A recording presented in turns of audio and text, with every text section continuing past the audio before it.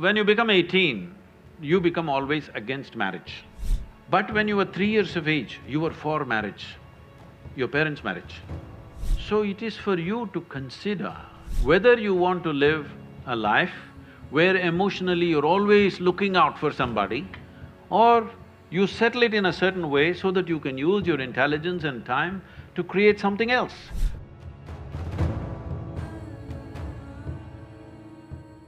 I had this belief, or in fact, maybe I was made to believe this whole concept of one life, one partner.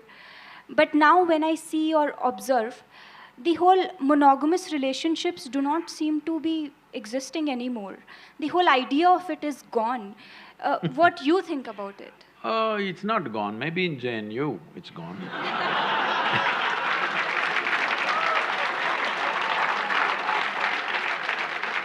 In the rest of the world, it's not really gone. Even if you go to United States where there seems to be so much promiscuity, even there, when people marry, they believe it's for life. But of course, 2 years later, life gets over. That's another matter, but when they get married, they believe it's for life. That's why they invest in the diamonds. They think it's a lifetime investment. They're putting on that, but unfortunately, for all kinds of things, relationships go wrong. And one reason they go wrong so easily is because people are meeting much later in their life. See, when people met much younger, when their personalities were not concretized, they met early, 17, 18, then two people became like one person very easily. Now they're meeting at 30. Now both are concretized, two concrete blocks. But I'm seeing young people, if they marry, they hang on. If people marry over 50 years of age, they hang on because they have again softened up, concretized again.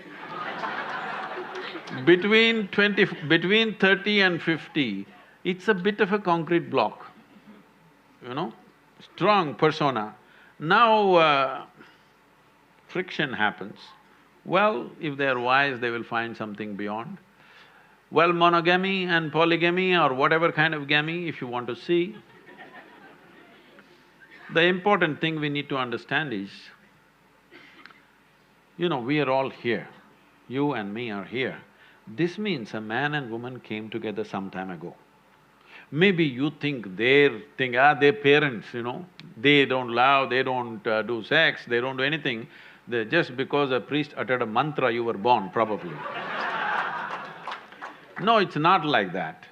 Somebody had a physical need, so they handle it through marriage, and we are here. When you become 18, you become always against marriage. But when you were 3 years of age, you were for marriage, your parents' marriage. When you were 3 years of age, were you not glad your parents had a stable marriage? Hello? Yes. When you're 18, you think of free sex and no marriage and everything.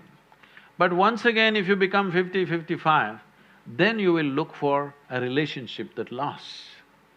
So it is for you to consider, because it's your life, to consider whether you want to live a life where emotionally you're always looking out for somebody, or you settle it in a certain way so that you can use your intelligence and time to create something else. Your research, your work or whatever you're doing, if emotions and body are settled, actually, your ability to use your intelligence will be much better.